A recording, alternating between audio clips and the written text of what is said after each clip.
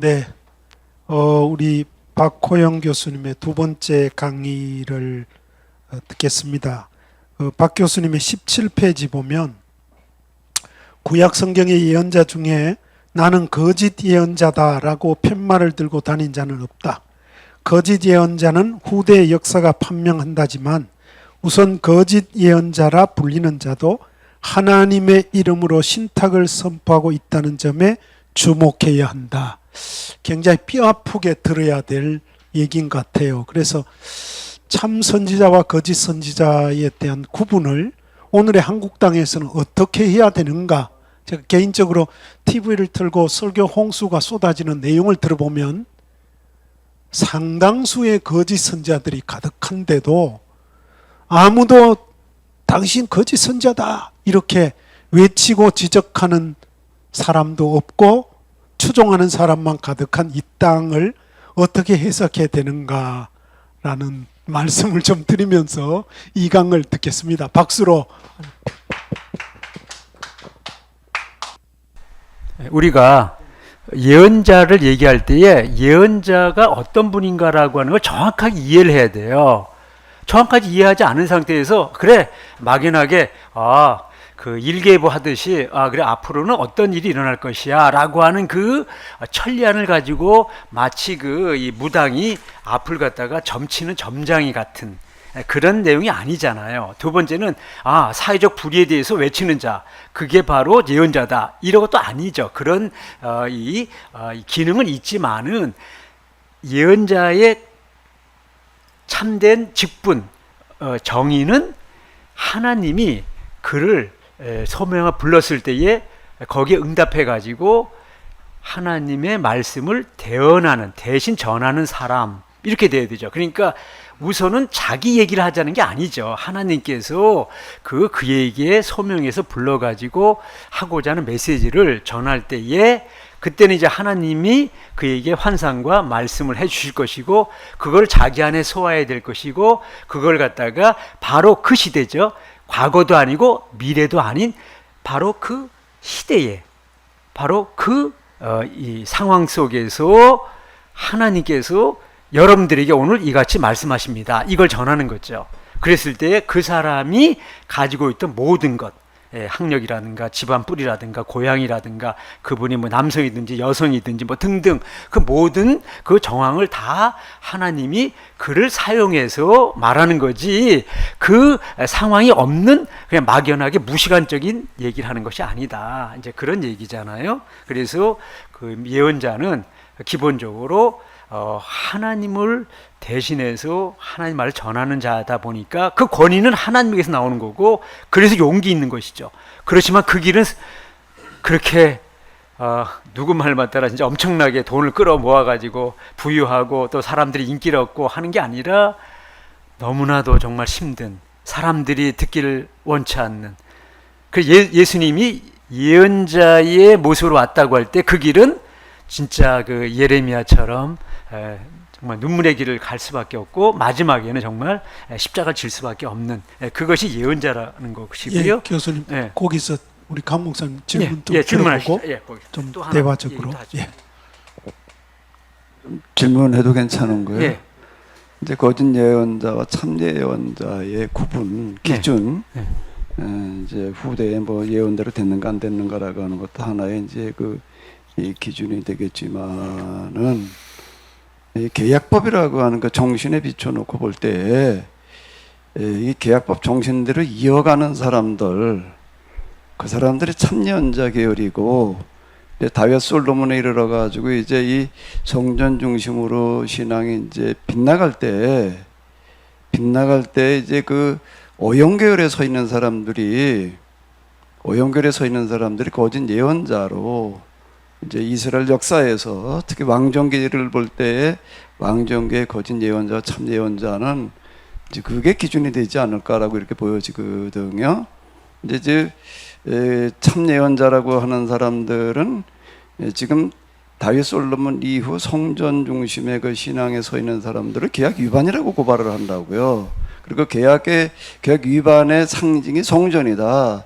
이거 당장 헐어버리라고 아모스를 비롯해 가지고서 다 이제 그 포로기 이전 예언자들은 이렇게 선언을 하는데 나는 그 이사야 같은 경우에 너에게 제사를 요구한 적이 없다. 성전 제사 중심의 신앙이 계약법 정신, 즉 몸감이 이스라엘의 사명이 가나안에 들어가 가지고 신분 빈부의 격차가 없는, 지위 빈부의 격차가 없는 그런 거룩한 나라, 모두가 잘 사는 그런 나라를 만드는 거 그들의 사명이고 가야 될 길인데, 그걸 벗어났을 때 그 길로 돌아가라고 얘기하는 사람들, 단순하게 약자의 이익을 대변하는 사람들, 사회운동가적으로 이해해야 될 것이 아니라 계약법 정신에 충실하는 사람으로 우리가 그 기준을 봐야 되지 않을까라고 이렇게 이제 보여지거든요.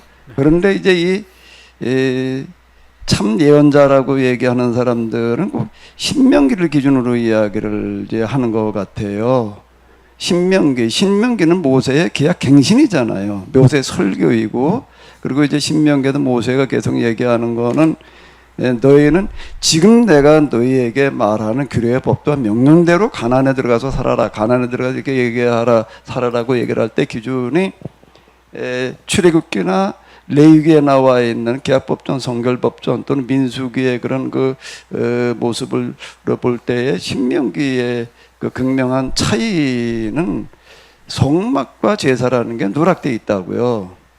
거의 언급도 없을 정도로다가 내가 가나안에 들어가서 살아야 될 때는 성막이나 성전이나 그게 나중에 같은 개념보다 이렇게 본다라고 하게 되면은 그런 위주가 아니라 절기, 이 유월절을 무교절로 지키고 초막절을 통해서 가난한 자의 그런 삶을 직접 체험하면서, 그 다음에 만물과 11조, 그리고 이제 안식년은 면제년이라고 얘기를 하는데, 이런 걸 위주로 해서 계약법 정신을 실현하는 그런 거룩한 나라를 만들어라라고 하는 기조에 서 있는 게 예언자 전승이라 이렇게 보여지는데, 거기서 빗나간 사람들 다 이제 오용해 붙는단 말이에요.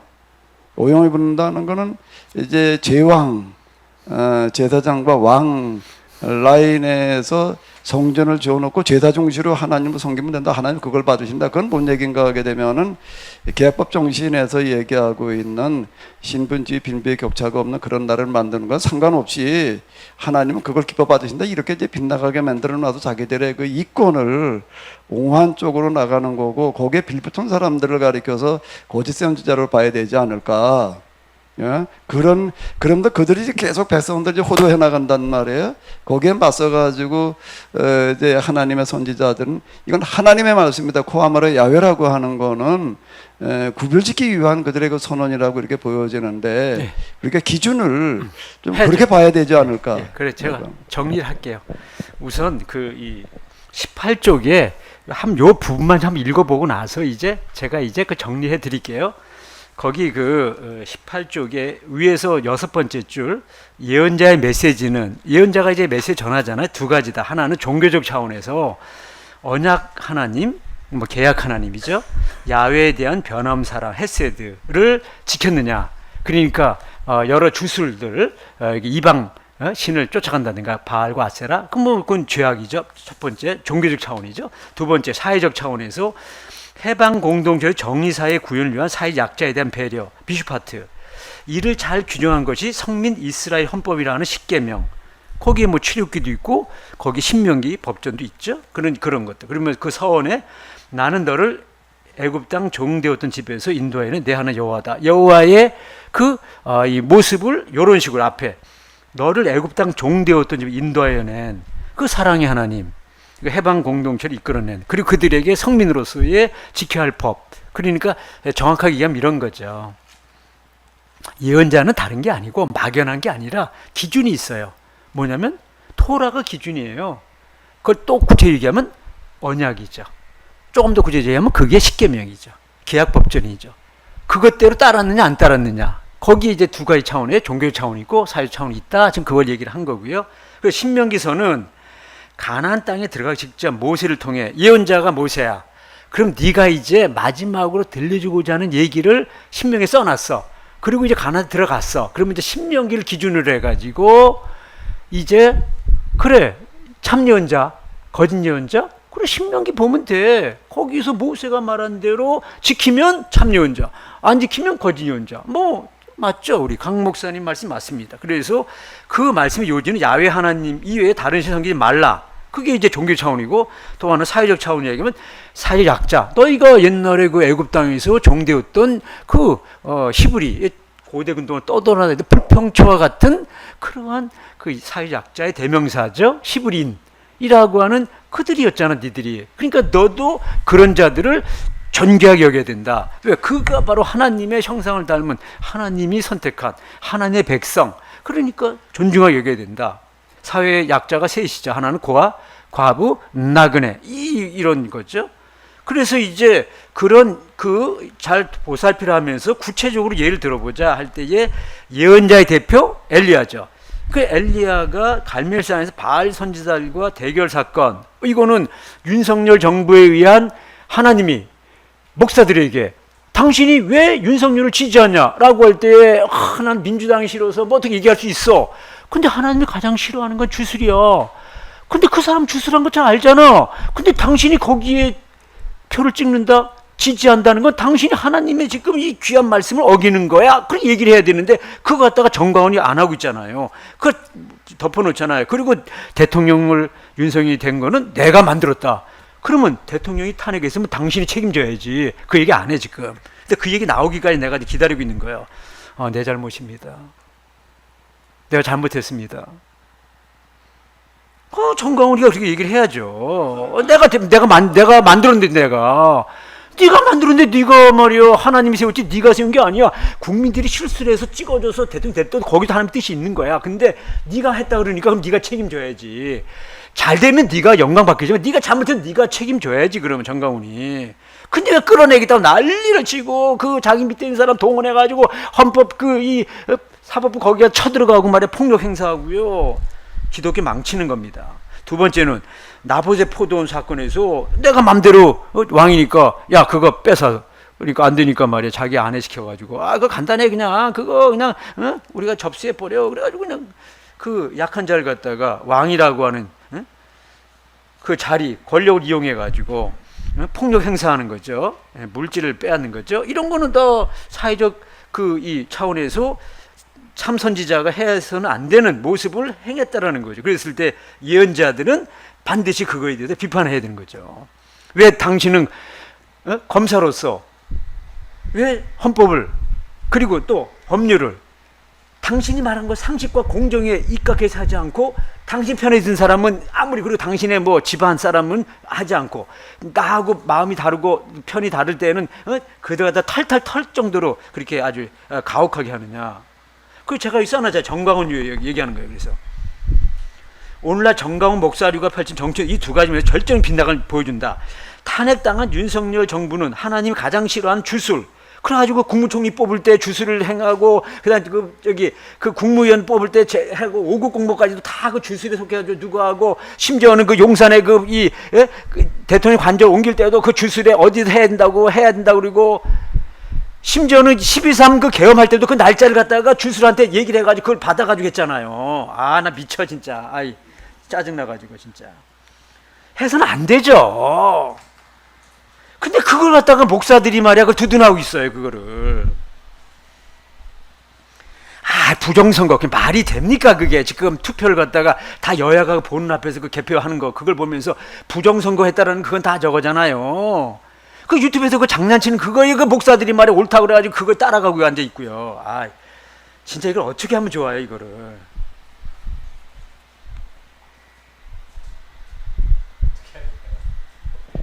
그리고 뭐 바른 목회자라면 이를 호되게 질타하고 반대로 이에 대해서 일차 언급하지 않고 권력자의 편승하에 불의의 정치를 옹호 두둔하는 모습을 보입니다. 또한 검찰 독재를 행하는 윤정부는 말로는 공정한 상을 떠들면서도 법 적용에서 이를 철저히 무시하며 자기 편에 속한 자에게 한없이 관대하고 너 그렇고 기소도 안 하고 그 김건희가 말이야 주가 조작한 건 다 나와 있는데 그거 갖다가 무혐의 처리하고 기소도 안 하고 말이야 이미 다 드러났는데도 4년 동안 안 하고 있다고 3년 동안 그거를 이미 있었던 거를 갖다가 그래서 좀 다 드러났잖아 이미 벌써. 그게 정치적으로는 반대편 선자들이 약자들에게 가혹하게 탈탈 털어가지고 법정에 한다.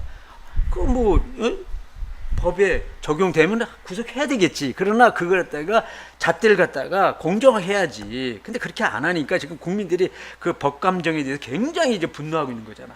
이를 준엄하게 질타하건만 저들은 이에 대해서는 침묵하면서 시정을 요구하는 약자들과 비판자 한없이 매도하는 정치적 편향성을 노골적으로 보여줬다. 지금 여기가 지금 우리가 어떤 구체적인 그 얘기를 사실을 그렇게 하는 건 별로 그렇게 바람직하지 않아. 이게 방송이기 때문에. 그래서 사실 말 깊이 안 하는 것 뿐이지. 그 분노를 드러낸다면 말할 수가 없어요. 제가 6개월 동안 잠을 못 잔 사람입니다. 그러나 그거 갖다가 많은 사람 앞에서 공개적으로 한다는 건 그렇고, 그거 갖다가 걸러서 객관적으로 얘기하는 거 해야지. 그거 갖다 내 개인적인 이야기를 다 드러낸다면 진짜 힘들어져요. 그거는요. 그리고 나하고 다른 사람도 있으면 또 관계도 불편해질 수도 있고. 그래서 절제하는 거지, 저의 마음은 여러분과 똑같다는 거 말씀드립니다. 저 교수님 이왕 또 나온 김에 이거 뭐 아까 제가 물었던 것과 좀 관련이 있기 때문에 이제 또 하나 이제 말씀드리고 싶은 부분이, 일단 뭐 요한복음이 좋아서 이름까지 바꾸셨는데 아까 요한복음을 이제 좀 물으면서 읽어야 된다. 그러면서 이제 성조정화 이야기가 이제 가나 혼인잔치의 이야기에 이어서 이제 나온단 말이에요. 이게 이제 공관복음에서는 맨 뒤에 나오는데 이제 지금 좀 맨 앞으로 끌고 왔어요. 예수님의 공적인 첫 번째 행사로 이제 이렇게 나와 있는데, 그게 왜 여기 나와 있느냐, 뭐 이제 그걸 물어봐야 된다라고만 얘기를 하시고, 제가 대답할게요. 이제 그건 얘기를 안 하셨거든요. 이제 그건 왜 거기에 나와 있다고 보시는지를 좀 얘기를 해주시면 좋을 것 같고요. 그리고 일단 일단 그거부터 좀 얘기를 해주시고. 우리가 아까 예언자 할 때 예언자들이 성전에 대해서 굉장히 비판적인 모습을 가지기도 했지만, 사실은 또 많은 선지자들이 성전을 지어야 된다, 학개스가랴 또 에스겔 같은 경우 지어야 된다라고 하는 그러한 예언자도 있어요. 그러니까 그거를 이렇게 일반화시키면 안 되고, 성전 자체가 다윗 때부터 그 이제 성전을 짓기 시작하면서 그때부터 하나님이 예언자의 시대가 왕정 시대부터 시작돼요. 쉽게 말하면 다윗 솔로몬 때부터 시작된다, 이렇게 얘기할 수 있어요. 그리고 이제 나라가 망하면서 예언자들이 서서히 없어지는 거예요. 그만큼 이제 왕이라고 하는 이 자리는 뭐냐면 하나님 왕이에요. 근데 세상 왕이 또 있어. 그럼 왕이 두 개가 있어.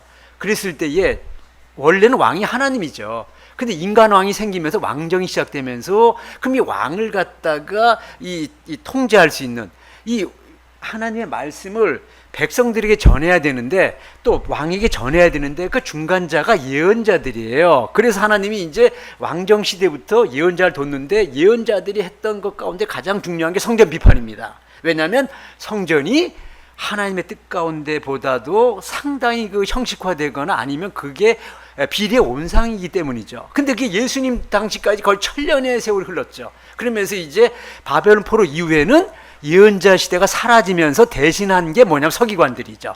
이제 법을 많이 만들어가면서 그 법을 가지고 이제 백성을 지키면서 율법이 많아졌고, 율법을 해석해야 되고 하면서 이제 예언자를 대신해서 온 사람들이 지혜자 내지는 서기관 그룹의 그 법을 다스린 사람들이에요. 그게 바리새인들이죠, 주로. 이제 그러다가 이제 예수님이 오셔가지고 이제 하고자 하는 메시지는 뭐냐면, 그래, 내가 오기 전까지는 성전이 있어야 돼요. 성막도 있어야 되는데 내가 성전이다.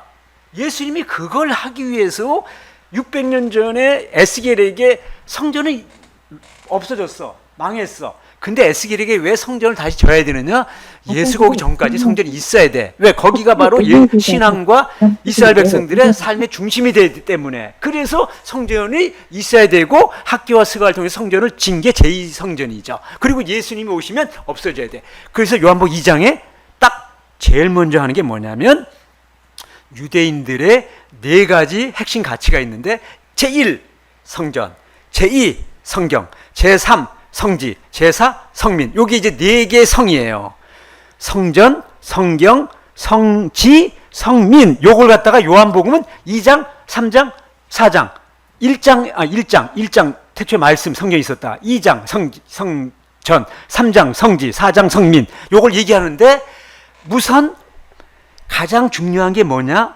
유대인들에게 있어서는 성전이에요. 그런데 그것이 예수님이 오시면서 성전보다 성경이 앞서기 때문에 요한복음 1장에서 성경을 먼저 놓은 거지, 유대인들의 핵심 가치의 첫 번째는 성전입니다. 그랬을 때 1장은 이제 서로는 빼고 2장에 첫 표주 행하고 나서 제일 먼저 하려고 하는 게 뭐냐? 성전, 그것은 예수님이 성전이야. 그래서 그 성전 사건을 이렇게 이제 보도해. 그러면서, 그런데 이걸 왜 하는 줄 알아? 예수, 그가 바로 몸 성전으로서 그가 십자가에 달렸다, 허물어졌다가 다시 세워라. 그 허무는 거는 십자가, 다시 세워라, 부활. 그 십자가 부활을 통해서 이제 예수님이 바로 몸된 성전으로서의 유대교의 성전을 대신하고 오신 분이다. 그래서 이제 성전이 아닌, 유대교는 성전이고 기독교는 예수가 성전이니까 예수를 믿는 것, 그게 바로 예배죠. 참 예배. 그래서 맨 앞에 갖다 놓은 거죠. 예. 이제 그렇게도 볼 수 있고요. 또 하나는 이 성전의 개념이, 기능과 개념이 시대에 따라서 달라졌다라고 하는 거예요. 그렇죠. 이제 왕정기 때 성전, 다윗 솔로몬 성전의 개념과 그들이 귀환 이후에 짓는 그 성전은 이름은 성전이지만은 그 개념은 이제 좀 다르다고 봐야 되지 않을까. 그 왕정기에는 그 예언자들이 하나같이 지탄을 하는 거가 성전 헐어버려라. 예레미야는 나도 대놓고 이 성전은 하나님의 전이 아니다. 이제 규약 위반이다. 이제 이렇게 얘기를 했는데, 그런데 그런 성전을 이제 그 포로기 이후 귀환해서 또 지라고 그랬다라고 얘기를 하는 거는 모순이라고요. 성전은 그러면 아니죠. 이름은 성전이지만 졌죠. 아니, 예, 성전은 졌어요. 이제 졌는데 성전의 개념이 달라졌다라고 우리가 봐야 되지 않을까? 그건 중요한 얘기죠, 지금. 그건 왜 그런가 하면 다윗 솔로몬 달라졌다. 시대에는 그게 이제 왕권의 상징이고 중앙집권화의 어떤 그런 거 권력 쟁취를 위한 강화를 위해서 지어놓는 거거든요. 그러니까 이방 신전과 이제 같은 역할을 하는 건데. 고대 근동. 근데 이제 포로기로 가면서는 성전 중심의 신앙이 아니라 이제는 회당과 회당 중심의 또, 말씀 공부하는 네? 이런 중심으로 이제 바뀌어져 갔다는 예. 말. 이게 본래 그러니까 이제 그게 계약법에서 얘기하는 예배 개념이다라고 이렇게 볼 수가 있는데. 그렇죠.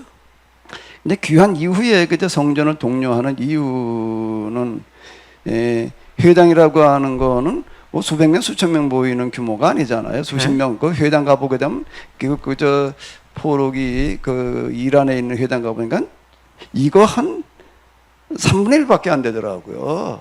규모가. 요거 3분의 1. 회당 규모가. 그럼 몇십 명 모이는 거예요.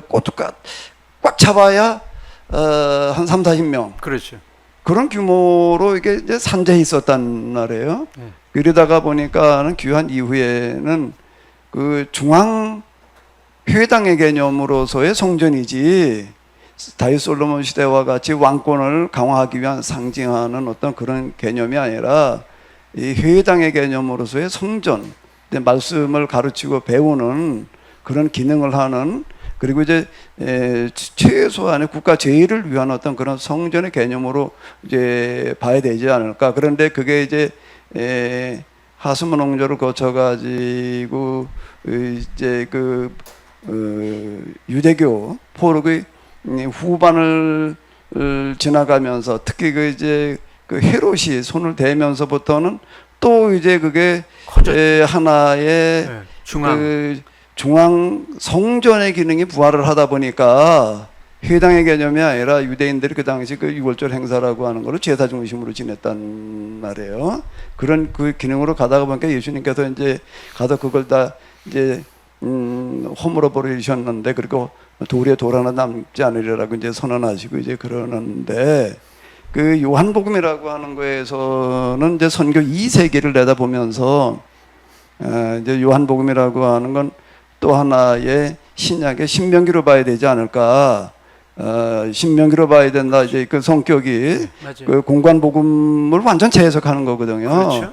계약갱신인데 시기도 공관복음에 등장하고 난 다음으로부터 한 3, 40년 뒤의 얘기고, 그럼 모세의 신명기라고 하는 거가 이제 출애굽 이후 40여 년 만에 계약을 갱신한 거고, 갱신 계약이 우선인 거지 옛 계약이 우선이 아니란 말이에요. 그리고 요한복음에서도 이제 이거는 하나의 새로운 계약 갱신으로 봐야죠.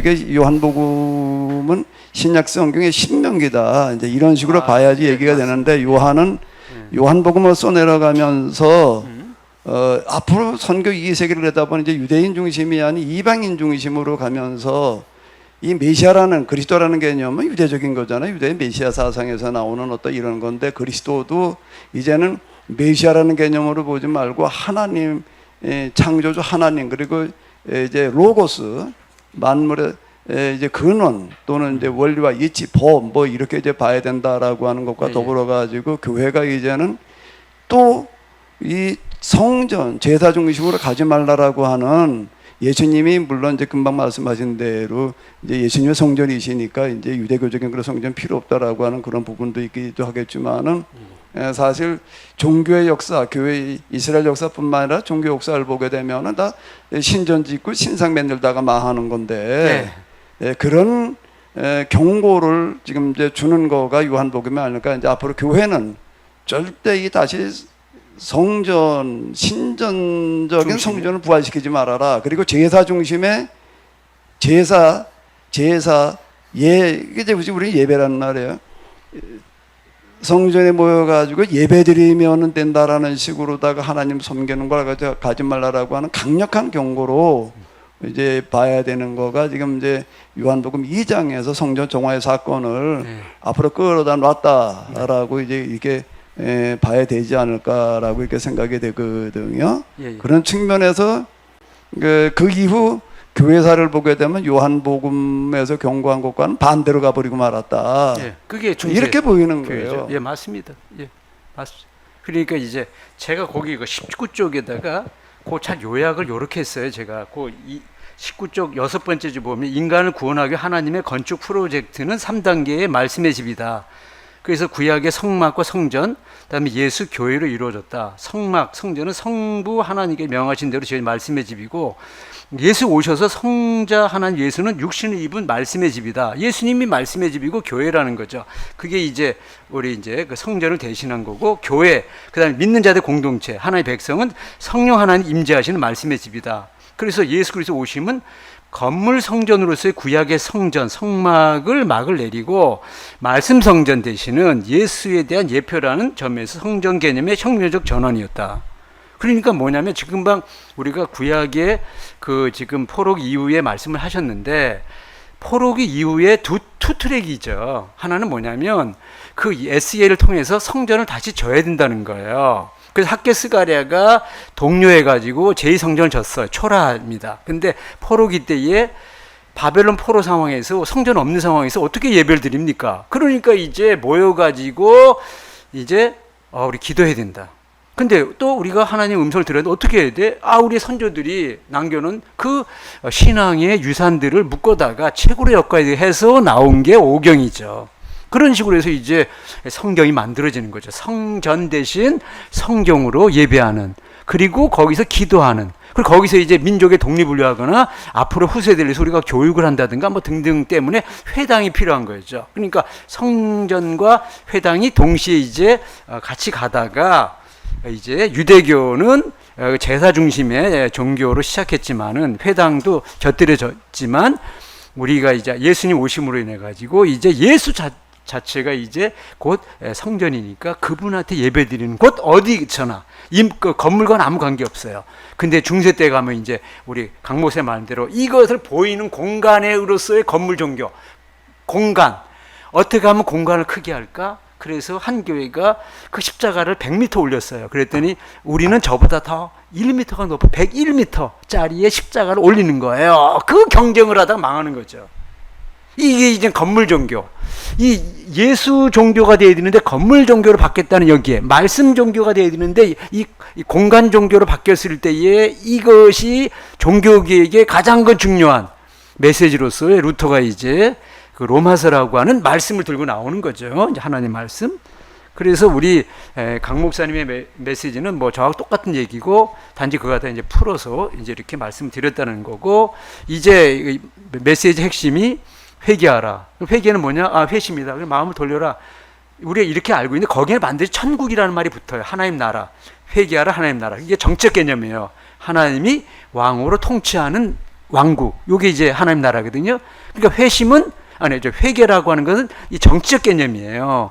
네가 왕 삼고 있는 거를 내려놓고 왕으로 오신 예수님을 모셔라. 이게 바로 천국 개념이에요. 그러니까 죽으면 가는 나라, 미래, 저기 공간 이런 의미가 아니고 예수님이 지금 오고 있어 왕으로. 그러니까 네가 왕 삼는 게 뭐야? 아, 나 물질이야. 부자. 그거 내려놓아야 돼. 네가 그 물질 왕 삼았는데 권력 그거 내려놓아야 돼. 성전 그거 내려놓아야 돼. 네 와이프, 네 행복, 네 자랑 내려놓고 예수님을 왕으로 모셔라. 그걸 회개라. 그리고 그걸 했을 때에 하나님 나라가 임했다라는 거예요. 오시는 나라죠. 가는 게 아니라 주어가 인간이 아니라 하나님이 주어가 오시는 주어가 바뀌는 거죠. 그래서 루터가 종교개 했다는 건 다른 게 아니죠. 인간의 의가 아니라 하나님의 의, 주어가 바뀐 것처럼 내가 가는 나라가 아니라 하나님 오시는 나라, 주어가 바뀌어야 되는데 한국 교회가 천국을 얘기하면서 완전히 반대적인 개념으로 동양의 천당 개념으로 정확하게 해석을 해요. 성도님, 천국 가셔야 되잖아요. 가긴 어디로 가? 지금 지금 너 병상에서 지금 벌떡 일어나가지고 저 로켓 타고 저기 어디 있는 거지 가? 아니야. 형제님, 지금 하나님이 오시고 계셔요. 받아들이세요. 그러면 천국이에요. 요 얘기를 해야 된다는 거예요. 주어가 하나님이 오셔야 되는 거죠. 그걸 갖다가 한국교회가 모르고 있고 전 세계가 그걸 잘 모르고 있어요. 그 얘기를. 하나님의 나라는 뭐 하나님이 통치하는 나라 그건 얘기하는데 그 말의 뜻은 뭐냐면 주어의 교체야. 주어가 내가 아니라 인간이 아니라 하나님이야. 하나님이 오시는 거지 내가 가는 게 아니야. 물질을 가는 게 아니야. 뭐 때문에 가는 게 아니야. 그게 안 되니까 있는 거 다 싸들고 가겠다는 거야. 내려놓으라니까. 지금 네가 싸들고 그 자랑하는 거 그거. 그게 천국 개념이니까 아, 나 그럼 천국 싫어. 나 그런 천국이랑 안 갑니다. 그게 부자 청년 이야기. 이게 굉장히 어려운 거야. 이게 회개와 천국은 기독교와 가장 어려운 건데 이걸 가장 쉽게 믿으면 천국 갑니다. 그래 값싼 얘기가 아니야. 지금 너의 가장 중요한 거, 네가 최고로 삼는 거, 왕 삼는 거, 네가 그렇게 마음속에 꽁꽁 숨기고 있는 그 가장 소중한 보물이라는 거, 그거 지금 이 순간 하나님이 오시니까 내려놓을래 안 놓을래? 내려놓지 않으면 천국 못 가고 내려놓으면 천국 갈 수 있어. 들어간다는 거지 그걸 갖다가. 그래서 성경은 철저하게 간다는 말 없습니다. 온다는 거, 만난다는 거, 들어간다고. 문이 있잖아, 문. 그래서 그분이 열어주시면 되지. 네가 가고 싶다고 가는 게 아니야. 그분이 열어주셔야 되는데 네가 그러려면 네가 먼저 문을 열어야 돼. 그러면 그분이 오라고 그래야 들어간다는 거. 그런 의미죠. 예. 아, 저도 질문을 예, 질문. 예. 질문할까요? 예. 이제 지금 뭐 강 목사님 네. 질문한 거에 대한 얘기는 아니고 사실 교회 아까 뭐 윤석열 현상이나 뭐 저기 교수님의 아는 분들 8, 9분 다 그러고 있다. 정말 뭐 통탄할 일인데요. 네.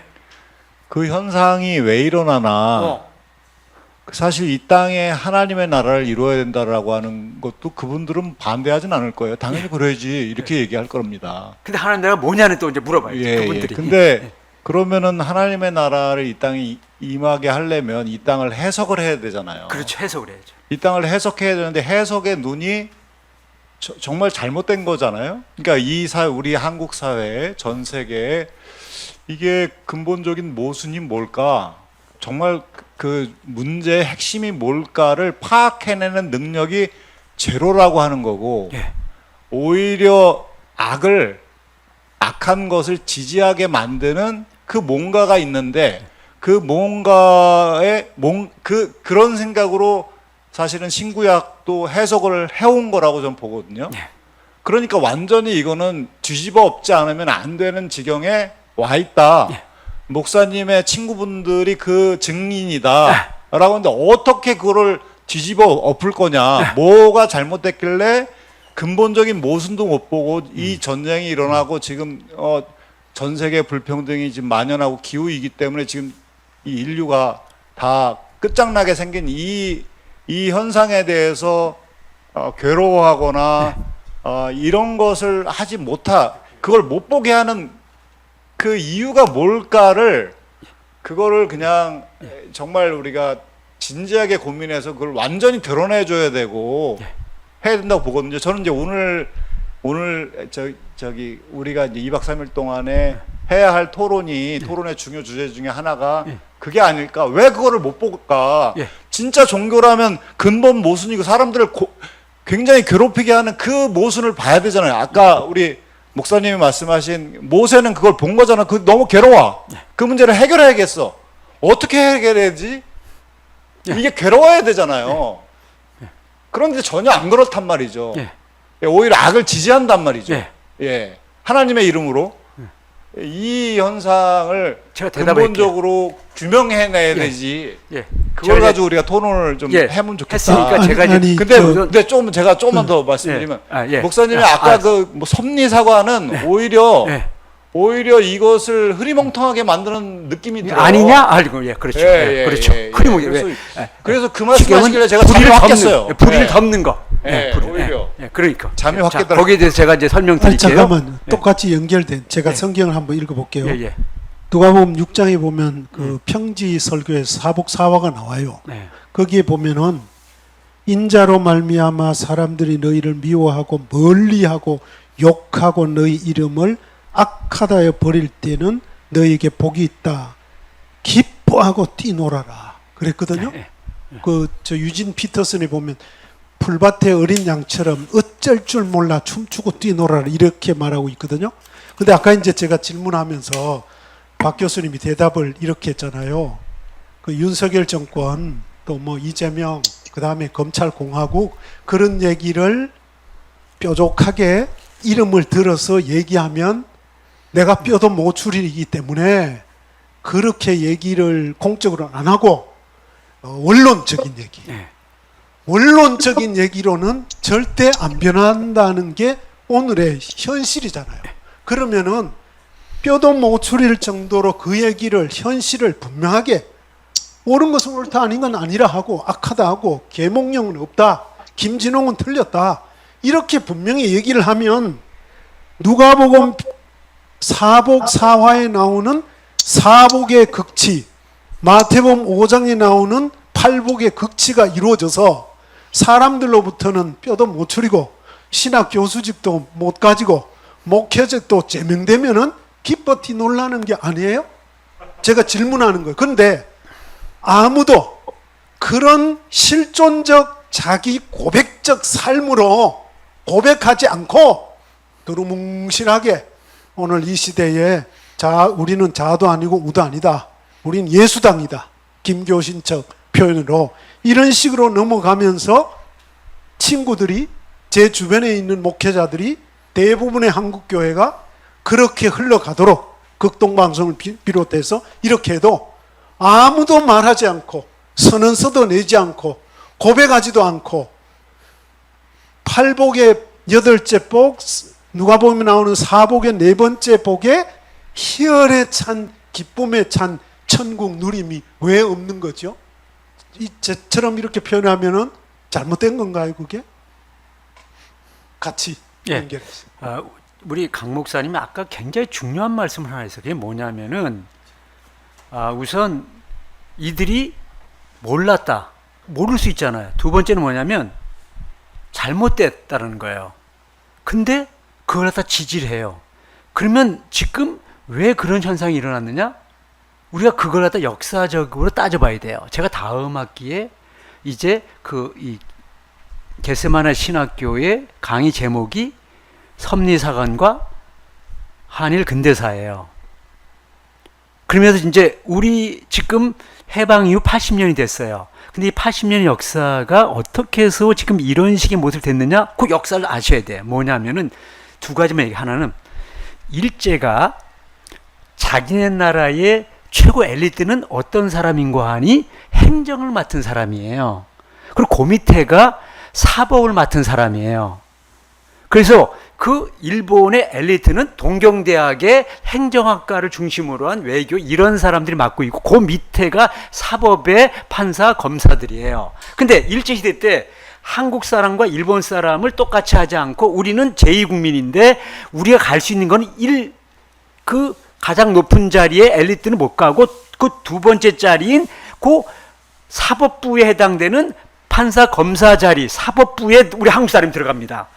그리고 해방되고 나서 일제가 가고 나서 우리나라를 통치하는 그 통치단이 누구냐 하면 이승만이가 반민특위를 하면서 일제에 아부했던 사람이 그동안 숨고 있다가 딱 반민특위가 그걸 없애버리면서 일본을 지지했던 반민족의 그 친일파들이 득세하면서 그 당시에 그 사람들이 일본에서 그 일제시대에서 배웠던 사법부, 검찰, 요게 우리의 지금 80년 동안 우리 한국 사회의 대통령은 전부 다 이 검사와 관련된 판사와 관련된 요 사람들이 지배하고 있다. 요거 첫 번째고요. 두 번째는 뭐냐면 우리 민족의 비극입니다.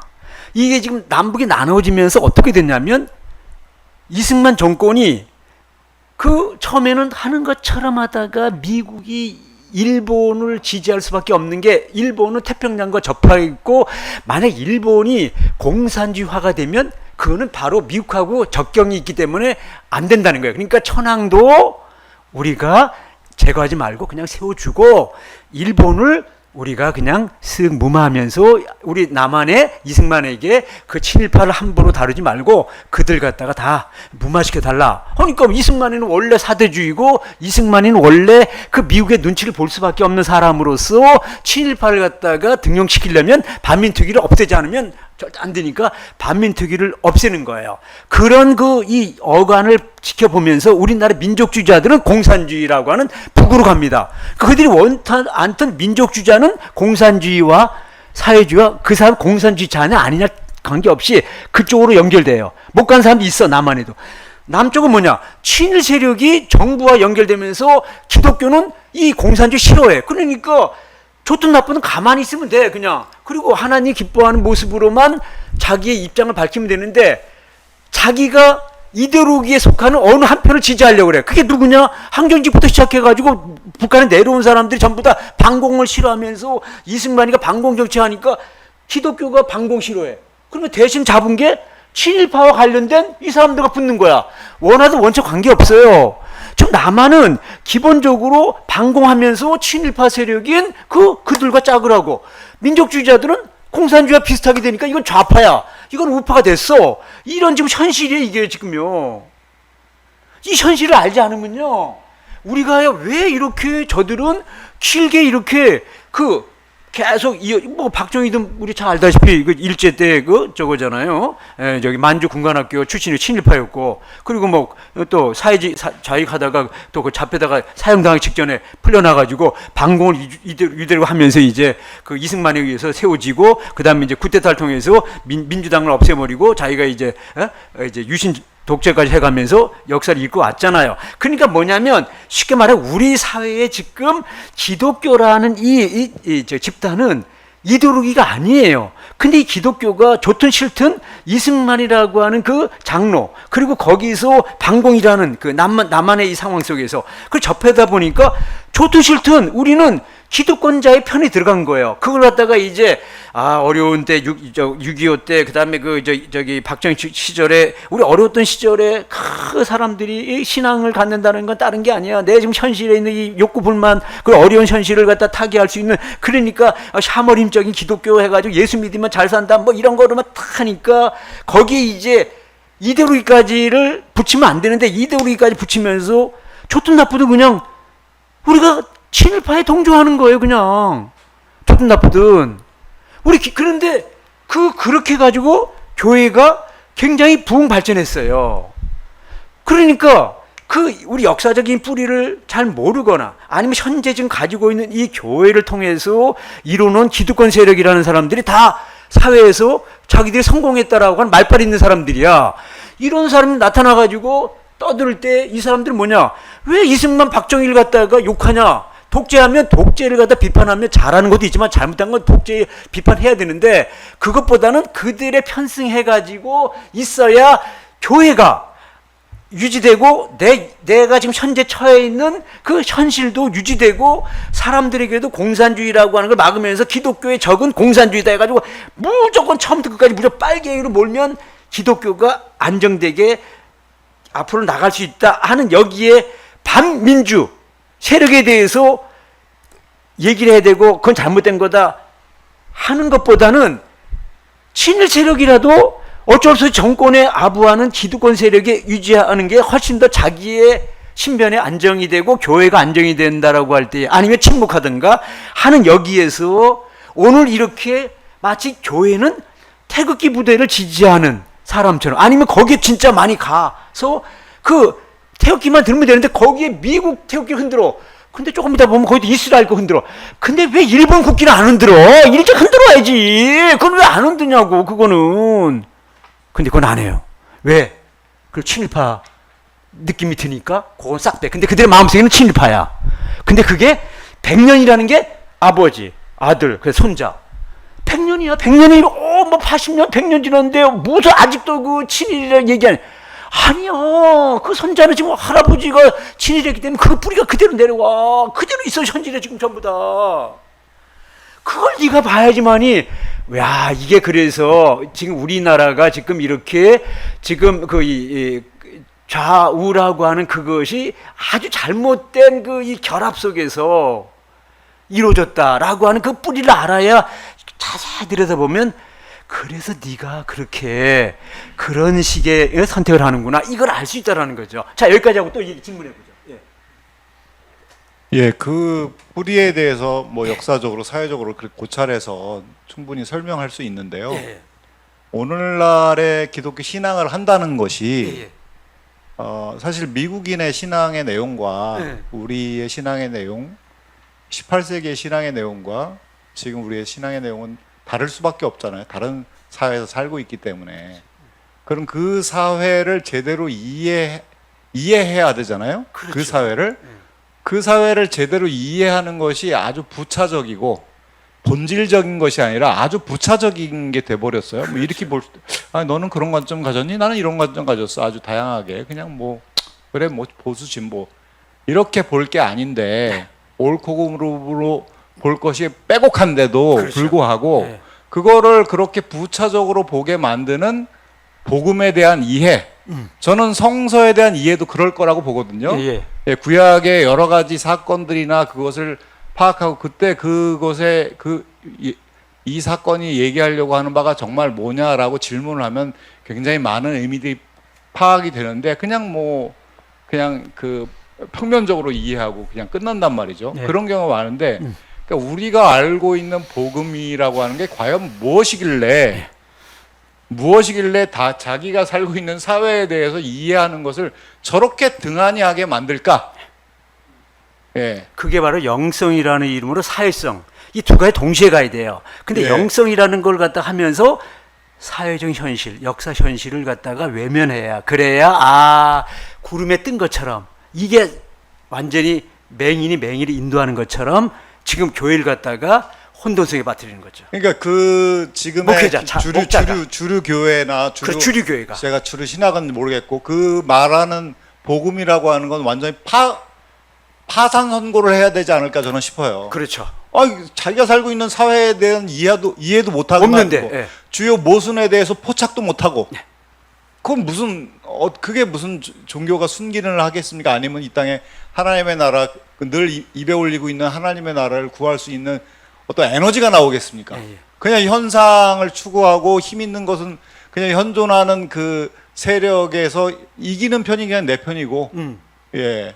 저거는 하나님께서 복 주신 거고 이렇게 그냥 힘을 추수하는 그런 종교가 돼버렸는데 이거를 아주 뒤집지 않으면 저는 안 되는 때가 왔다. 제 간증을 지금 정광훈 현상이 그거를 명백하게 보여주고 있다. 예. 제 간증을 두 가지만 간단히 하나는 뭐냐? 제가 소망교회 부목사였을 때에 본문을 뭘거 했냐면 누가복음 2장이면 한나의 기도가 있어요. 거기서 보면 가진 자를 갖다가 빈 손으로 보내고 높은 자를 갖다 낮게 하고 그런 그 한나의 기도가 있어요. 소망교회 부목사가 지금까지 그런 설교를 한 사람이 없어. 그러니까 말은 안 하는데 이 사람들이 나를 갖다가 좋아하질 않아. 예를 들어서 두 번째, 여기 미디에이터 교회가 있었어요. 거기서 제가 이제 누가복음 4장 18절 주의 성령이 내게 임하심에 가난한 자의 복음을 전하려고 하면서 뭐 저기 갇힌 자에게 눌린 자를 뭐 자유케 하고 이걸 갖다 했어. 말은 안 해. 거기가 강남이잖아요. 거기 지난 12월에 말 없이 저는 이제 쫓겨났어요. 쉽게 말하면 네 사람의 설교자인데 한 사람을 갖다가 딱 세우면서 다른 사람들을 쫓아내, 두 사람을 쫓아내고 또 한 사람을 더 끼워 넣어. 그래가지고 지금 뭐냐면 대표 목사라 해가지고 그럼 혼자 하면 되지. 근데 다른 사람은 세우고 세 사람은 이제 거기서 나가게 하는 거죠. 그러면서 뭐냐, 말은 안 하는데 당신은 교회 이름을 미디에이터 중보자라 그러는데 우리는 좌도 아니고 우도 아니다 맨날 말로 떠들어. 근데 내가 보니까 당신은 나는 성경에 있는 복음을 말을 전할 뿐이야. 근데 당신이 내가 말하는 게 그렇게 듣고 싶지 않아. 그래서 제가 나왔어요. 거기 쫓아낸 거지. 내가 나오는 게 아니지. 거기서 이제 그냥 그만둬. 근데 말도 안 해. 설교 안 시켜. 그럼 끝이지. 그 끝난 거예요, 그냥. 우리가 지금 담임 목사를 세우기 때문에 목사님, 우리가 이 담임 목사 세우면서 다른 분들은 이제 여기 사임명 되겠습니다. 한마디 하면 되는 거예요, 그냥. 예, 그럽시다 하면 되는데 아무 얘기도 안 해. 끝. 그리고 저하고는 그냥 그거로 끝이야, 그냥. 아니, 그러면 안 되지. 거기에 제가 2년인가 3년인가 설교를 했는데 매달마다 한 번씩. 어떻게 나갈 때 그 얘기도 안 하고 그런 식으로 사람을 보낼 수 있느냐라는 거예요. 이게 지금 현실이에요. 그러나 상관없어요. 복음을 왜곡하면서 할 필요는 없고, 제가 소망교회에서 일관된 저 나름대로 설교를 하니까 대전신대 교수 있을 때 거기 대덕 한빛교회에 그 김은섭이라는 목사가 있는데 그분이 저를 한번 초대하면서 저를 소개하는 거예요. 소망교회 부목사였을 때 전설적인 부목사 한 명 있었다. 저가 전설적이래. 그래서 무슨 얘기하는 거 했더니 소망교회 그 부목사들이 전부 다 그 교인들의 입맛에 맞는 설교를 하는데 전혀 구애 관계도 없고 곽선희 목사님의 그 눈치도 안 보고 성경 말씀 있는 대로 하니까 제가 전설적인 목사가 됐다라는 게 난 몰랐는데 내가 그런 사람도 아닌데 어쨌든 뭐 그렇게 됐어요. 근데 지금 현실이 그래. 제가요, 구약을 전공한 사람이 신약의 요한복음과 요한계 쓰면서 구약학회에서 제가 보이지 않게 카르텔에서 잘렸고, 신학자들은 저를 갖다가 보이지 않게 이거 없는 것처럼 입 다물고 있고, 지금 그게 학문적 세계예요. 그러니까 그런 세계 속에 저가 있어요 지금. 그러나 제가 그렇다고 나가서 무슨 환자 그런 건 안 해. 그렇지만 저는 두 가지 했어요. 하나는 그 12.3 그 계엄 있을 때 그 다음 주에 여의도에서 국회에서 하라 그래서 계엄 이 국회 동의하라고 해서 거기 나가서 한 번 했고, 그다음에 도봉 거기에 가서 김재석 의원, 당신이 그럼 되냐고. 당신이 말이야 젊은 사람으로서 그 잘못됐다는 걸 다 인정하라. 그러니까 그 다음에 김재석 의원이 자기가 마음이 돌이켰잖아요. 야, 이게 도봉구 구민들이 말이야, 우리 집이 말이야 그 서울대 입구에 있는 봉천동인데 내 친구가 거기 살아. 근데 야, 너 관계없이 나는 지금 김재석 의원, 당신이 말이야 국민의 신무로서 그거 일 바꾸지 않으면 안 된다고. 거기 가서 그거 하다 왔어요. 그랬더니 조금 있다가 이제 김재석 의원이 이제 마음이 바뀌어가지고 어쩌고 했는데 지금 몰라. 근데 윤상희 의원이 야, 1년 있으면 다 잊어버리니까 그냥 따라와. 1년 있으면 안 잊어버려. 사람은 잊어버릴지 몰라도 하나님은 안 잊어버리면 아니라 이제는 역사 속에 기록할 거야. 네 말을 갖다가. 뭐 쓸데없는 소리 하지 마라. 윤상현이 내가 존경했거든요. 몰랐을 때. 그 사람이 어느 모임에 가서 떠들었을 때 내가 그 사람 존경하면서 내 이 두꺼운 하나님의 신의 조선의 책을 준 사람이에요. 난 그 사람 몰랐어. 훌륭한 사람이. 근데 이번에 보니까 윤상현이 저런 사람이라는 거 알고 내가 이름을 지워버렸어. 내가 카톡에서. 이 새끼 말이야. 응? 정말 열받아요. 야, 내가 사람 잘못 봤구나. 그 사람의 말만, 난 그 이전에 그 사람이 어떤 사람이 몰랐어. 근데 저희 강남에서 지도자 반이 해가지고 뭐 성경의 지도자, 무슨 뭐 정치 지도자, 무슨 목회자 지도자, 무슨 뭐 상담이 이렇게 6개인가 뭐 나눠가지고 지도자 양성한다 그러면서 세운 사람이 그 하나 불러와가지고 윤상현 그 세웠더라고. 자기가 제일 존경하는 사람이 링컨이래. 아 그러면서 자기는 여야 관계없이 뭐 바른 말 한다는데 어쩌고 떠들고 막 떠들고. 이렇게 훌륭한 또 정치가가 있나? 내가 모르는 정치가도 있네. 해가 책 한 권 줬어. 거기 그냥 갖고 갔다가. 근데 그런 사람이 저렇게 완전 광신도라는 걸 몰랐어요. 내가 광신도. 와. 교수님. 그 사람은 네. 진짜 말씀을 사귀어봐야 알지. 말씀을 중간에 끊어서 죄송한데요. 그 아까 전 시간에 총 이제 결론이 오늘 강의 결론이 이제 샬롬이라고 하셨잖아요. 그러면은 이제 큰 주제가 교수님의 주제가 예언자적 전통으로 본 오늘의 한국 교회잖아요. 그 결론 내리신 샬롬으로 오늘날의 한국 교회를 지금 이제 진단은 많이 쭉 다 하셨는데 그 말씀하신 그 샬롬과 그리고 지금 이 대한민국에 있는 한국 교회의 이 상황을 어떻게 접목을 시켜서 어떻게 극복을 하고 또 보다 성서의 정신에 맞는 것으로 나아갈 수 있는지에 대한 어떤 그런 이야기를 좀 더 해주시면 좋겠습니다. 우리가 샬롬을 오해하면 안 됩니다. 샬롬이라고 하는 것은 불의를 덮고 우리가 다 그냥 하나로 친해지자, 그냥 화합하자, 이게 샬롬이 아니에요. 샬롬이라는 건 다른 게 아니에요. 하나님의 정의가 실현되는 그 사회, 그런 국가, 그런 민족이 그게 샬롬입니다. 그랬을 때 불의한 거에 대해서는 법치주의는 법에 따라서 심판을 받아야 되는 거예요. 근데 법치주의가 무너진 거예요. 그럼 뭐 샬롬이 안 되는 거죠. 옛날에는 그것을 성경에 의한, 계약법에 의한 어떠한 그런 법칙이 있었고, 지금은 뭐냐면 민주주의가 만든 헌법과 거기에 따른 법률이 있어요. 거기에 따라 뇌란죄는 몇 년에 해당되는 죄를 졌을 때 거기에 해당되는 그 심판을 받아야 되는 거죠. 그게 샬롬이에요. 근데 그게 아니라 덮읍시다. 그게 아닙니다. 그래서 진정한 샬롬은 지금 윤석열 정권은 뭐냐면은 이런 거잖아요. 그 어떤 사람이 마음에 안 들면 그 사람에 대해서 그냥 어떻게든지 그 올가미를 씌워가지고 법률적인 이 기소를 하고 이렇게 하는 거죠. 그게 아니고 죄 있는 사람에 대해서 그러면 철저하게 진상조사를 해야 되고, 진상에 따라서 법의 그 적용이라는 법정이 있어요. 거기에 따라서 하는 거죠. 그래서 그 청산을 해야지만이 되는데, 우리나라에 지금 아까 80년 얘기한 게 다른 게 아니고 해방 이후에 반민특위가 민족을 반역한 자는 철저히 처단을 해야 돼요. 거기에 따른 정리를 해야 돼. 역사 정리를. 그걸 안 하니까 80년 왔고, 이재명 정부가 그거를 이제 어떻게 할 건가 국민들이 눈을 크게 뜨고 보고 있어요. 만약에 이재명 정부가 그거 잘못하면 이재명 정부도 이제 국민들에 의해서 엄청난 이제 거기 저항을 받을 것이고, 저부터 이제 그거에 대해서는 이제 저거 하겠는데, 지금은 이제 지켜보는 거죠. 저분이 하나님께서 대리자로 대통령이 세웠을 때 저 사람은 어떻게 하고 있나.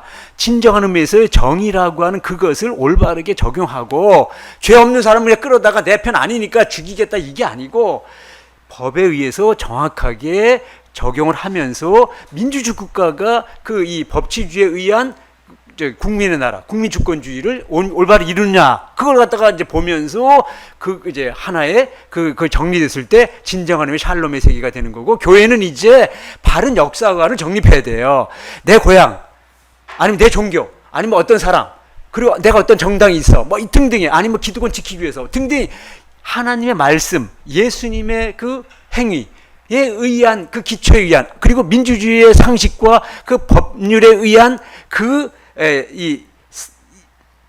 자기의 그 기준을 가지고 목회를 해야 되고, 그렇게 살아야 되고, 그렇게 말해야 되고, 그렇지 않았을 때 그거에 대해서 저항하거나 비판해야 되는데, 그 모습을 이제 한국교회가 가져야 된다. 이렇게 말씀드리고 싶어요. 네. 마지막 결론이 잘 나와서 아주 이해스러운데요. 네. 마이클 디샤인나라 용어는 신학으로 넘어가고 샬롬이라고 했을 때 네. 마이클 디샤인이 예. 샬롬을 했을 때. 아니 마지막 결론에 샬롬은 우리 기독교 구약의 종교 언어지 않습니까? 그 결론으로 샬롬을 일반적으로 역사에 적용하고 실천하려면은 다르게 번역을 해주세요. 다르게 번역할 때 예, 샬롬 두 자인데 다르게 그 뭐- 번역하면 화평이에요. 화평케 하는 자는 복이 있나니. 화평이나 평화나 같은 말이겠죠? 같은 말이. 그거는 우리말로 번역할 때 100가지가 있어요. 화평, 평안, 평화, 평강, 그다음에 뭐 그 구원. 길어지니까 화평. 샬롬은 평화. 종교 언어인데 예, 예. 종교 언어를 예. 일반 언어로 화목. 화목보다 왜 평화라고 못합니까? 그렇지. 아니 그러니까 평화나 용어를 뭐 평강. 단어라 해서 평화. 그래야 오늘 구약 결론을 내린 게 네. 내일 가가지고 평화. 복음의 핵심으로 예, 평화라고 우리가 합시다. 일반적으로 평화가 좋아요. 그냥. 하나님 나라 평화. 개인적으로는 뭐 평강. 그리고 나라별은 평화. 남북의 평화. 그렇죠. 평화 자꾸 통일. 예. 그러니까 여러 해서 그렇죠. 평화 평화. 해야지 내일 가가지고 네, 이제 통일 평화. 복음의 핵심으로 가면은 예. 연결이 될 것 같아서 예, 오늘 그래요. 결론이 잘 될 것 예, 예, 같습니다. 예, 그래요. 그 정도로. 예, 평화. 그 좋습니다. 평화가 제일 좋은 말이에요, 저. 예. 평화. 예, 그래죠. 구약의 예언자는 평화다. 우리 평화 운동하고 실천하면 예. 되는 거지. 그래서 이제 나와 반대되는 사람을 갖다가 무조건 죽어야 되거나 물리치거나 반대하거나 증오하거나 이게 아니고 끌어 안아야 되는데 그것이 불의일 때는 반드시 거기에 대해서는 책임을 묻고 그 대가를 받아야 된다는 얘기지. 그렇지 않고 무조건 사람 미워한다. 이렇게 하면 그건 화평이 안 되는 거거든요. 그래서 북한과의 관계 있을 때 먼저 대남 방송, 대북방 하지 말라. 그래서 제일 먼저 한 게 이재명 대통령이 이제 대북 방송 안 하니까 저쪽에서 안 하잖아요. 그러니까 그 경기 북부인 사람 이제 살겠다는 거 죽을 것 같다는 거예요. 왜 자꾸 그들 건드려 가지고 말이야 대남 방송 하면서 못 살겠다는 거예요. 답답해 죽겠어요. 그것도 또 얘기도 되겠지. 예를 들어서 그러니까 왜 그렇게 하냐고. 좋아요. 피스. 이 길을 갑시다. 피스. 끝.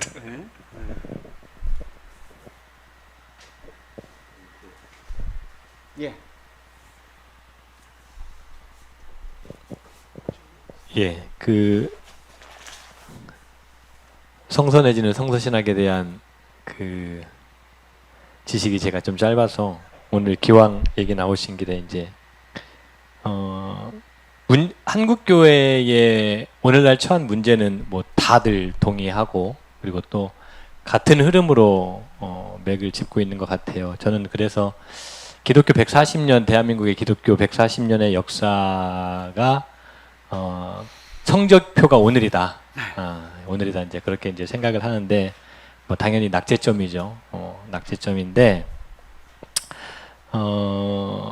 기독교 2000년 역사 가운데 아까 말씀드린 것처럼 제가 성서신학이나 혹은 역사에 대한 그 지식이 짧아서 이러한 기독교의 우리 대한민국의 기독교 역사를 기준으로 삼아서 이러한 어떤 폐단 그리고 또 이러한 어떤 잘못된 길을 갔을 때 그것을 극복했던 어떤 그런 성경의 역사 내지는 어떤 인류의 역사 이런 부분들이 좀 뭔가 샘플이 있으면 그것에 좀 발을 맞춰서 대한민국도 뭔가 조금 지금 상황에 대한 것을 뭐랄까요 아주 주도 면밀하게 회개하고 청산하고 바른 성서에 근간한 어떤 그런 기독교의 길을 갈 수 있지 않을까라는 생각이 드는데 혹시 그런 어떤 교수님께서 연구하시고 공부하시면서 그런 좀 전거를 찾을 수 있는 것들이 있으시면 소개를 해주시면 좋겠습니다. 일단은 뭐 우리가 구약에서는 우리가 종교개혁이라고 하는 것이 있어요. 그 두 개가 하나가 시스기야 종교개혁, 다 요시야 종교개혁이거든요. 그것은 철저하게 그 이방신이라고 하는 종교적 측면에서 하나님 기뻐하지 않는 그것을 처단하는 거죠. 그래서 여러 가지 그 이방 신상이라든가 뭐 이방의 여러 가지 그 문화 그런 그 흐름들 갖다가 단절시키면서 바른 신앙으로 가려고 했고 사회적 약자에 대한 혹은 유월절에 대한 그들의 그 신앙을 지키려고 했던 그런 모습들은 우리가 그 요시야 종교개혁, 시스기야 종교개혁을 통해서 우리 볼 수. 그런데 그 종교개혁 훌륭하게 했는데 그 자녀가 또다시 그렇게 어떻게 아버지는 저렇게 훌륭한 종교한 사람인데 어떻게 아들의 문화세가 나올 수 있냐. 가장 이게 역사입니다. 역사는요 우리가 생각할 때 왜 바른 길로 이게 일직선으로 가면 좋겠는데 왜 꾸불거려. 그게 바로 하나님께서 그들을 깨우치고 하나님께 다른 또 거기에 역사가 있는 거예요. 왜? 이스라엘 망하게 하려고. 아니 하나님 사랑의 하나님인데 왜 이스라엘 망하게 합니까? 그걸 통해서 내가 하고자 하는 메시지가 있거든. 역사의 그 경륜이 있거든. 제가요 윤석열을 왜 하나님께서 다른 사람을 통해서 그를 찍게 갈 대통령이 됐느냐? 나는 다 드러나게 하려고 하는 거야. 80년 동안에 우리 그 이승만부터 여기까지 못 드러나야지만이 국민들이 이제 깨닫는 거죠. 뭐가 잘못됐는지 아는 거고. 일직선은 가지 않습니다. 그래서 이제 이재명을 통해서 이제 보는 거죠. 저분이 어떻게 하나? 이재명 대통령이 지금 학습을 했어요. 이승만부터 윤석열까지 우리나라 대통령들이 어떻게 했다는 걸 지금 그분이 굉장히 공부를 많이 했습니다. 그래서 이제 대통령이란 어떻게 하는 거다라고 하는 걸 학습을 했어요. 그러면서 이분이 뭐 이제 뭐 성남시장이나 뭐 이런 거는 경험했지만은 기본적으로 이전에 있었던 20명의 대통령 21대인데 지금 그걸 다 보면서 그럼 내가 뭘 해야 되지? 요걸 알고 있는 사람이라는 거예요. 그래서 지켜보고 있고 기대하는 거고 이제 역사적으로는 저는요 노무현 대통령에 대해서 굉장히 관심 많습니다. 왜냐하면 노무현 대통령이 교수님, 제가 탄핵을 당하려다가 한 가지 좀 예예 말씀드릴 게 있는데 그 다 드러내려고 하나님이 그러셨다. 예. 그렇게 볼 수 있죠. 예. 근데 그 드러내는 게 그냥 드러난 게 아니고요. 예예. 수많은 시민들이 예. 길게는 3년 동안 주말마다 예. 아무도 보도하지 않는데 추위와 더위와 관계없이 계속 항쟁을 했고 짧게는 6개월 동안 그렇게 항쟁을 했기 때문에 그게 드러난 거거든요. 예. 그러니까 그냥 가만히 있으니까 드러난 게 아니고 그렇죠. 그것이 드러난 것은 가만히 있으면 오히려 계속하죠. 예. 그러니까 그런 거 역사는 그냥 감나무가 아니라 가만히 있으면 되는 게 아니라 누군가가 계속 얘기를 했고 투쟁을 했기 때문에 일어난 거지. 맞아요. 그러니까 그런 사람들의 수많은 이름 없는 사람들의 그 헌신이 그렇게 말씀하시기 그냥 묻혀버려요. 아니 그것이 아니고 예, 이제 말을 저는- 짧게 하다 보니까 그런 거지. 예. 거기에는 우리가 일제 36년이라는 건 하나님의 섭리 가운데 있다 할 때 거기는요 무수히 많은 사람이 죽어가거나 독립운동하거나 했지 저절로 이루어지기 하나도 없어요. 저절로 이루어지기 하나도 없고 삐뚤어 갔을 때는 무수히 많은 사람들이 거기에 고통을 당하죠. 그러니까 이제 그걸 얘기를 했죠. 제가- 그걸 지금 시간이 없어서 얘기 안 하는 것뿐이고 네. 그걸 얘기하면 이제 엄청나게 많은 사람 고생을 했고 저부터도 고생하고 있잖아. 밖에 나가서 추운데 싸워야 되고 데모에 저는요 2시간 있으면 소변 봐야 돼요. 당뇨가 있고 그래서 제가 이 나이에 해야 됩니까? 근데도 가요. 그냥 2시간짜리 한번 하려고 거기를 하면 안 되지. 2시간짜리 가서 그 소변 제가 말씀드리려고 하는 게 섭리라는 단어는 아주 조심해서 사용해야 된다. 그 조심해서 해야 되고요. 굉장히 중요한 용어고 그랬습니다. 예, 그거. 네. 예. 진짜 조심해서 해야 돼. 그래서 아까 그래서 얘기했잖아요. 그 박요한 목사님께서 짧은 시간 안에 많은 것을 이야기하려고 하시다 보니까 맞아요. 저도 처음에는 이제 목사님의 섭리에 대해서 어라 저렇게 얘기를 하면은 뭔가 이제 이렇게 우리를 했는데 덮는 거죠. 이제 이렇게 예. 이야기를 하다 보니까 그게 아니고 이분도 이제 오히려 금방 철저히 이렇게 심판하는 동의하시고 게 하시는 거 섭리예요. 보니까 이게 하시고 싶은 이야기가 그 섭리는 저변에 깔려 철저히 있는 것 심판하는 같은데 거예요.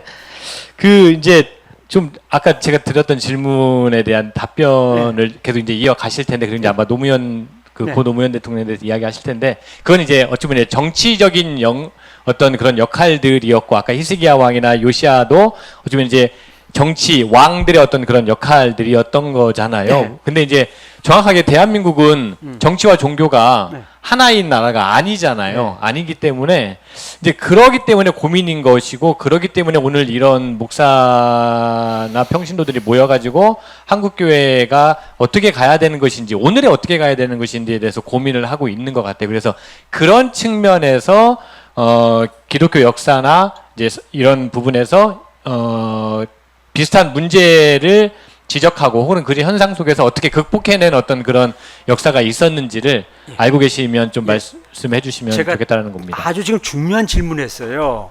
지금 한국은 그 구약 시대에 그 신정 일치해 가지고 종교와 정치가 결합돼 있잖아요. 바로 이거예요. 뭐냐면은 우리 시대가 지금 뭐냐면 정치와 종교가 분리되어 있는 상황이에요. 근데 지금 뭐냐면 이걸 같이 섞어서 얘기를 해요. 지금 대통령을 뽑을 때는 그 사람이 기독교인이냐 불교인이냐 유교인이냐 그건 뭐 괜찮아. 그리고 믿지 않는 사람인데 주술을 믿는 사람은 안 돼. 근데 관계없어. 일단은 뭐냐면 목사들이 대통령 뽑을 때 이 사람이 국민을 위해서, 민족, 국가를 위해서 얼마나 정치를 잘하는 사람 뽑는 거예요. 근데 우리 지금 목사들은 뭐냐면 지금 이 정치와 종교를 결합해가지고 한 번에 얘기를 해. 그러니, 야, 어느 당을 찍어야 돼? 어떤 사람을 찍어야 돼? 저기 민주당 저거는 저 북한과 관련된 저 빨갱이, 아니 중국과 러시아하고 좀 가깝고 여기는 미국과 일본은 가까워. 국민의 신문. 그러니까 종교적 측면에서 우리는 공산주의 싫어. 그러니까 우리는 미국과 일본에 그 속해고 거기를 강조점을 두는 국민의 힘을 찍겠다라는 거예요. 그거 아니고 대통령은 누가 국민을 사랑하고 또 이 정치를 잘할 수 있고 정말 이 나라를 이끌어가기 위해서 그 헌신할 수 있는 그런 사람을 뽑는 거예요. 근데 이게 섞여 있으니까 굉장히 심각한 문제가 되는 거예요. 자, 근데 그건 이제 좀 이따 다시 노무현 대통령이 탄핵을 당하려다가 헌법재판관들에 의해서 탄핵 사유가 안 돼서 살아났어. 근데 지금 노무현 대통령이 어떻게 했길래 그런 일이 벌어졌느냐? 다른 게 아니에요. 노무현 대통령이 이런 얘기를 했어요. 나는 우리나라가 지금 동서로 나누어진 이 지금 분열의 이 나라를 어떻게 하면 이런 그 지방 세계 관계없이 통합된 나라를 세울까 하다가 자기는 계속 떨어지는 곳에 갔다가 나중에는 그것이 이제 노무현을 사랑하는 사람 해가지고 그런 이제 모임도 있고 그래가지고 대통령 후보로 나가겠다 하면서 노무현이가 뭘 했냐면 나는 해방 이후에 왜 정의를 따르려고 했던 모든 사람, 내가 생각하는 모든 사람들은 왜 대통령이 떨어지고 맨날 그렇게 고난의 세월 가느냐. 첫째 김구부터 시작해가지고 쭉 해가지고 얘기하는데 그런 사람은 안 된다는 거야. 그러면 내가 모델로 삼는 사람 한 사람 있다. 누구냐? 링컨 대통령. 정의를 하고 그 정의가 이겼다라는 걸 보여줄 수 있는 유일한 한 사람을 모델로 선택하면 링컨이다. 해가 자기가 링컨을 선택했다는 거예요. 그러면서 뭐냐? 내가 정의가 이기는 걸 보여줘야 되겠다. 해가 대통령 선거 나왔고 됐고 나는 다른 거 없다. 나를 지지하는 사람이 내 인기가 떨어지더라도 나는 철저히 원칙을 지킨다. 이거 앞에서 그거 어려움을 당했고 지금 이제 세월 흘러가 보니까 우리나라의 그동안의 대통령 가운데 박정희부터 지금까지 가장 그 훌륭한 대통령으로 누굴 선택할까 했더니 노무현이가 1위예요.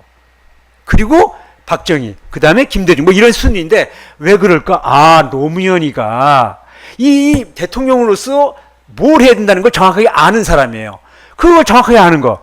목사도 마찬가지예요. 우리가 말이야 목회한다 한다고 해서 사회, 정치를 모르면 안 돼요. 역사를 모르면 안 돼요. 그리고 이걸 갖다 섞어가지고 하면 안 되고 대통령을 누가 해야지 이 국민을 사랑하고 이 민주주의 지켜내고 이 민족과 국가가 번성할 수 있는 사람을 누굴 뽑을 이걸 내야 되는데 다른 거야. 내 지역 사람.